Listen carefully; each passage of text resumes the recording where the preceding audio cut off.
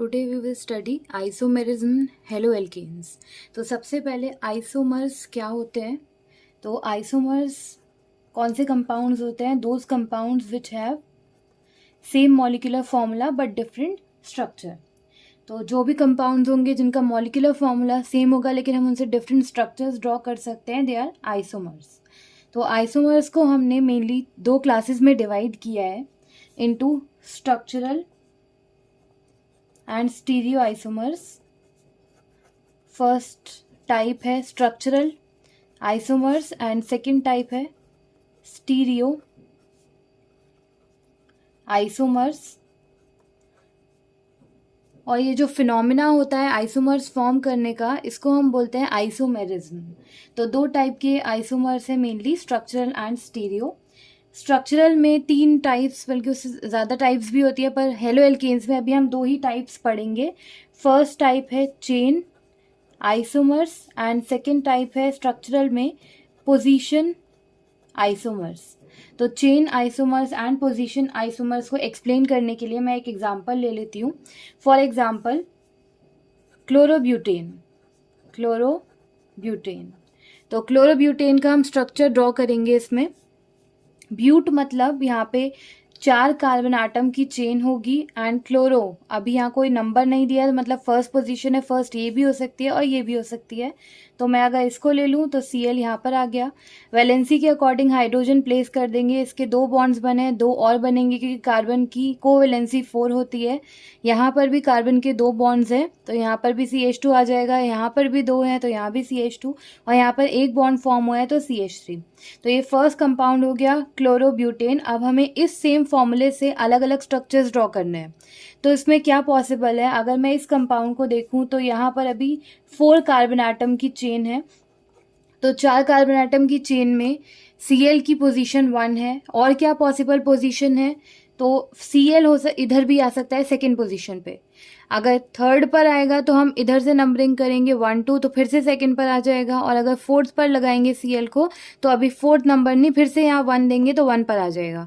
तो इसका मतलब यहाँ 4 कार्बन एटम की चेन में 2 पोजीशंस पॉसिबल है, एक तो फर्स्ट पर और एक सेकंड पर। तो अभी इसका मैं ये एक और स्ट्रक्चर ड्रॉ कर देती हूँ। ये यहाँ पर आ जाएगा सेकेंड पोजिशन पर, फिर से 4 कार्बन एटम्स की चेन है ये। बस यहाँ पे क्या हुआ, Cl ग्रुप की पोजीशन चेंज हो गई है। तो अभी ये जो फर्स्ट एंड सेकंड स्ट्रक्चर है ये दोनों एक दूसरे के पोजीशन आइसोमर्स है, क्योंकि यहाँ पे जो भी हमारा मेन ग्रुप है फंक्शनल ग्रुप, उसकी पोजीशन चेंज की गई है। यहाँ फर्स्ट है और यहाँ सेकंड है, तो फर्स्ट एंड सेकंड एग्जाम्पल हो गए पोजीशन आइसोमर्स के। अब चेन आइसोमर्स में मैं लेती हूँ। चेन आइसोमर में क्या है, अभी 4 कार्बन एटम की चेन के जितने भी पोजीशन आइसोमर्स पॉसिबल थे वो हमने ड्रॉ कर लिए।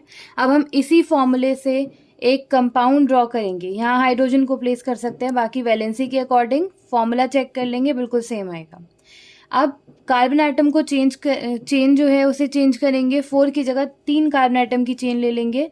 तो अगर ये 3 कार्बन एटम की चेन है, अभी चाहिए हमें एक और कार्बन एटम, पर हम उसको यहाँ प्लेस नहीं करेंगे, क्योंकि अगर फर्स्ट पे प्लेस कर दिया तो 1 2 3 4, या यहाँ पर प्लेस कर दिया इस एंड पर तब भी 1 2 3 4 4 की चेन बन जाएगी। तो इसका मतलब जो फोर्थ कार्बन एटम है वो ये इस पोजीशन को ही ऑक्यूपाई कर सकता है। तो यहाँ पर अब Cl की कौन कौन सी पोजीशन पॉसिबल है, तो हो सकता है Cl को मैं यहाँ पर लगा दूँ। तो अभी ये जो कंपाउंड है, बाकी हाइड्रोजन हम प्लेस कर देंगे इसमें वैलेंसी के अकॉर्डिंग। तो ये जो कंपाउंड है, अगर हम इसकी चेन बनाएंगे तो 1 2 3, 3 कार्बन एटम की चेन हो गई। 1 पर क्लोरो हो गया, 2 पर मिथाइल हो गया प्रोपेन। तो अगर मैं फर्स्ट एंड थर्ड को देखूं तो फर्स्ट एंड थर्ड ये चेन आइसोमर होगा, क्योंकि यहाँ पे चेन डिफरेंट है। First and third are chain isomer. और बिल्कुल ऐसे ही अगर मैं सेकेंड एंड थर्ड को भी देखूं तो दीज आर चेन आइसोमर, क्योंकि यहाँ पे भी क्या है, चेन डिफरेंट है। और अगर मैं Cl की पोजीशन को देखूं तो यहाँ पर भी फर्स्ट पोजीशन है, यहाँ पर भी फर्स्ट पोजीशन है, लेकिन सेकंड एंड थर्ड में अगर मैं पोजीशन देखूं तो यहाँ पे फर्स्ट पोजीशन है और इस केस में सेकंड पोजीशन है। तो सेकंड एंड थर्ड को पोजीशन एंड चेन दोनों आइसोमर्स हम बोल सकते हैं, क्योंकि सेकेंड एंड थर्ड में क्या है, यहाँ पर पोजीशन डिफरेंट है। Cl की पोजीशन भी चेंज हो गई और चेन भी चेंज हो गई। तो second and third chain and position दोनों टाइप के आइसोमर्स हो जाएंगे। इसके अलावा और क्या स्ट्रक्चर पॉसिबल है? नेक्स्ट स्ट्रक्चर क्या पॉसिबल है कि यहाँ पर मैं कार्बन आटम की फिर से 3 की चेन बना देती हूँ। सेंटर में आ जाएगा, 3 की चेन है तो सेंटर में आ जाएगा एक और कार्बन आटम, और अभी जैसे हमने फर्स्ट पर नंबर दिया था Cl को, उसकी जगह अगर हम यहाँ पर लगा दे सेकंड पर, तो 1 2 3, अब यहाँ पर सेकंड पर क्लोरो है और सेकंड पर ही ये वाला ग्रुप भी आ जाएगा। 3 कार्बन आइटम की चेन हो जाएगी और Cl की पोजीशन भी यहाँ पर चेंज हो जाएगी। तो ये जो है ये दोनों थर्ड एंड फोर्थ स्ट्रक्चर एक दूसरे के पोजीशन आइसोमर्स हो जाएंगे, चेन आइसोमर्स नहीं होंगे। Third and fourth are position isomers, क्योंकि यहाँ पे पोजीशन चेंज हुई है। लेकिन अगर फर्स्ट एंड फोर्थ को देखेंगे हम, फर्स्ट एंड फोर्थ, तो ये एक दूसरे के चेन आइसोमर होंगे। सेकेंड एंड फोर्थ ये भी एक दूसरे के चेन आइसोमर्स होंगे, क्योंकि यहाँ पे क्या हुई है, चेन भी चेंज हुई है। तो ऐसे चेन एंड पोजीशन होते हैं। चेन आइसोमर्स में चेन डिफरेंट होती है कार्बन आइटम की, और पोजीशन में जो भी ग्रुप है उसकी पोजीशन चेंज हो जाएगी। तो ये स्ट्रक्चरल आइसोमर्स के 2 टाइप हो गए। सेकेंड अभी हम पढ़ेंगे स्टीरियो आइसोमर्स। तो स्टीरियो आइसोमर्स में क्या होता है, जो भी कंपाउंड है उसका स्ट्रक्चर किस तरीके से चेंज होगा कि स्पेस में जो अरेंजमेंट है, स्टीरियो टर्म यूज होती है फॉर स्पेस, तो स्पेस में जो एटम्स का अरेंजमेंट है वो चेंज हो जाएगा। तो यहाँ पे स्टीरियो आइसोमर्स में जैसे एक एटम है उसके सराउंडिंग एटम्स है, तो उनका जो अरेंजमेंट है वो चेंज हो जाएगा। तो स्टीरियो आइसोमर्स में हमें जो पढ़ना है अभी टाइप, वो 2 टाइप के होते हैं, पर अभी जो हमें टाइप पढ़नी है हेलो एल्केन्स में, वो है ऑप्टिकल आइसोमर्स। ऑप्टिकल आइसोमर्स कौन से कंपाउंड्स होते हैं, किस तरीके से फॉर्म होते हैं? तो पहले मैं कुछ कंडीशंस बता देती हूँ कि ऑप्टिकल आइसोमर्स कब बनते हैं। अगर किसी कंपाउंड में, फर्स्ट कंडीशन है, अगर किसी कंपाउंड में कायरल कार्बन आटम होता है, कायरल कार्बन आटम, या इसको हम एसिमेट्रिक कार्बन आटम भी बोलते हैं। एसिमेट्रिक कार्बन आटम का मतलब एक कार्बन आटम अगर 4 डिफरेंट ग्रुप से बॉन्डेड है, एक्स वाई जेड ए, ठीक है, ये कार्बन आटम 4 डिफरेंट ग्रुप से बॉन्डेड है, तो ये एसिमेट्रिक कार्बन आटम हो गया। और इस कार्बन आटम को हम इस तरीके से रिप्रेजेंट करते हैं, जब हम स्ट्रक्चर ड्रॉ करेंगे इस तरीके से रिप्रेजेंट करेंगे, या यहाँ पे ऐसे करके स्टार लगा सकते हैं। तो कायरल कार्बन आटम की प्रेजेंस इंपॉर्टेंट है, तभी ऑप्टिकल आइसोमर बनेगा। सेकंड इंपॉर्टेंट कंडीशन है कि अगर मैं इस कंपाउंड की मिरर इमेज बनाऊं, सपोज ये वाला कंपाउंड आ गया मेरा, अभी ये कंपाउंड है, इसमें एसिमेट्रिक कार्बन आटम था, फर्स्ट कंडीशन सेटिस्फाई हो गई। तो अभी इस कंपाउंड की मिरर इमेज बनाने पर इसकी mirror image non super imposable होनी चाहिए। अब मिरर इमेज कैसे बनती है, लेफ्ट साइड राइट पर दिखती है मिरर में जब हम देखते हैं, और राइट साइड लेफ्ट में। तो ये जो अपवर्ड एंड डाउनवर्ड ग्रुप है ये तो चेंज नहीं होंगे, चेंज क्या होगा, सिर्फ यहाँ पे डिफरेंस आएगा, ये साइड इधर और ये साइड इधर। तो इस तरीके से इसकी मिरर इमेज फॉर्म हो जाएगी। तो मिरर इमेज को अगर हम इसके ऊपर रखकर देखेंगे तो ये सुपर इम्पोज नहीं करेगी, तो mirror image should be non superimposable. तो अगर mirror image non super imposable है उस केस में भी क्या होगा, ऑप्टिकल आइसोमर बन जाएगा। तो ये 2 मेन कंडीशंस है, compound must have asymmetric carbon atom और कायरल कार्बन आटम जिसे बोल सकते हैं, और सेकंड कंडीशन है mirror image should be non superimposable. तो अभी हम एक एग्जांपल ले लेते हैं एक ऐसे हेलो एल्केन का जिसका ऑप्टिकल आइसोमर हम बनाएंगे, और ऑप्टिकल आइसोमर्स कैसे बनता है वो भी देखेंगे। तो एक एग्जांपल है 2 ब्रोमो 2 क्लोरोब्यूटेन। तो 2 ब्रोमो 2 क्लोरोब्यूटेन का अगर हमें आइसोमर बनाना है तो पहले मैं सिंपल स्ट्रक्चर ड्रॉ करती हूँ। ब्यूट, वर्ड रूट हम देखते हैं सबसे पहले। ब्यूट मतलब 4 कार्बन आटम की चेन है, एन मीन्स सिंगल बॉन्ड है, सेकंड पोजीशन पर क्लोरो है और सेकंड पोजीशन पर ब्रोमो है। बाकी हाइड्रोजन हम प्लेस कर देते हैं वैलेंसी के अकॉर्डिंग। अब मैं हर एक कार्बन आटम देखूंगी, ये carbon atom 4 group different group से बॉन्डेड नहीं है क्योंकि 3 इसमें हाइड्रोजन हो गए। ये वाला कार्बन आटम भी नहीं है, ये भी नहीं है, तो जो एसिमेट्रिक कार्बन आटम है उसको हम मार्क कर देते हैं, ये वाला है।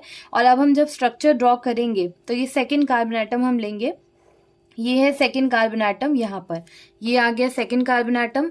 अगर मैं इसकी नंबरिंग करूं तो 1 2 3 और 4 इस तरीके से हम जाएंगे। अब सबसे ऊपर कौन सा ग्रुप रखना होता है जिसको हम फर्स्ट नंबर दे रहे हैं, जैसे यहाँ CH3 है तो इसको हमने यहाँ प्लेस कर दिया, और लास्ट हम जिसको दे रहे हैं लीस्ट प्रायोरिटी पर तो उसको हम नीचे प्लेस कर देंगे। तो ये पूरा ग्रुप आ जाएगा C2H5, कंबाइन करके हम इसको लिख देंगे। और बाकी इस वाले कार्बन एटम से एक तो ये ग्रुप बॉन्डेड है, एक ये ग्रुप बॉन्डेड है और एक Cl एंड Br बॉन्डेड है, तो एक Cl प्लेस कर दिया, एक Br प्लेस कर दिया। तो फर्स्ट कंडीशन सेटिस्फाई हो गई कि इस कंपाउंड में क्या है, कायरल कार्बन एटम है या एसिमेट्रिक कार्बन एटम है। अब मिरर इमेज ड्रॉ करके देख लेंगे, तो मिरर इमेज में अपवर्ड एंड डाउनवर्ड जो भी ग्रुप्स हैं वो तो चेंज नहीं होंगे। चेंज क्या होगा, लेफ्ट साइड राइट पर, राइट साइड लेफ्ट पर, और मिरर इमेज बन जाएगी। तो मिरर इमेज ये यहाँ पर नॉन सुपर इम्पोजिबल है फिर से, क्योंकि ये डिफरेंट ग्रुप, इसके ऊपर ये ग्रुप आएगा, इसके ऊपर ये ग्रुप आएगा, तो ये दोनों क्या हो गए, ऑप्टिकल आइसोमर्स हो गए। अब ऑप्टिकल आइसोमर्स को हमने दो टाइप्स में डिवाइड किया है।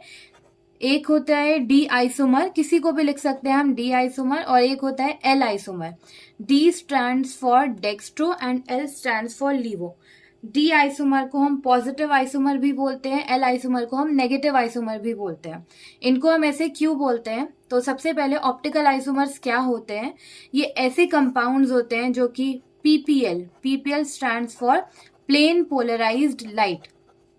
अब सबसे पहले हमें ये समझना होगा कि जो लाइट होती है, लाइट के पार्टिकल्स हर एक डायरेक्शन में वाइब्रेट करते हैं, पर पीपीएल का मतलब होता है ऐसी लाइट जिसके पार्टिकल्स एक ही डायरेक्शन में वाइब्रेट कर रहे हैं। जैसे ये सपोज एक लाइट है और ये इसी डायरेक्शन में वाइब्रेट कर रहे हैं, एक सिंगल डायरेक्शन में, तो ये प्लेन पोलराइज्ड लाइट है।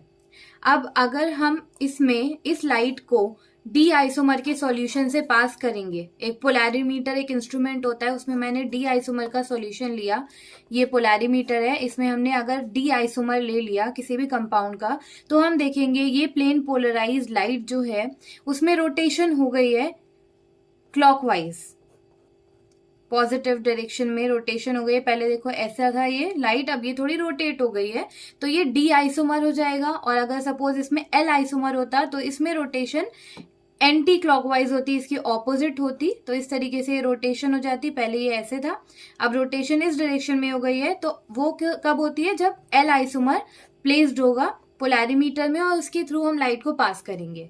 तो इसलिए हम इनको पॉजिटिव और इसको नेगेटिव बोलते हैं, क्योंकि ये क्लॉकवाइज रोटेट करता है प्लेन पोलराइज्ड लाइट को, और ये एंटी क्लॉकवाइज रोटेट करता है। तो ऑप्टिकल आइसोमर्स जो होते हैं वो ऐसे कंपाउंड होते हैं जो कि प्लेन पोलराइज्ड लाइट को, मतलब लाइट जो कि वाइब्रेशन शो कर रही है एक सिंगल डायरेक्शन में, उसको रोटेट कर देता है, वो ऑप्टिकल आइसोमर्स होते हैं। अगर वो रोटेशन क्लॉकवाइज करता है तो उसे हम डी आइसोमर बोलेंगे, और अगर वो रोटेशन एंटी क्लॉकवाइज करेगा then we call it as L isomer और नेगेटिव आइसोमर।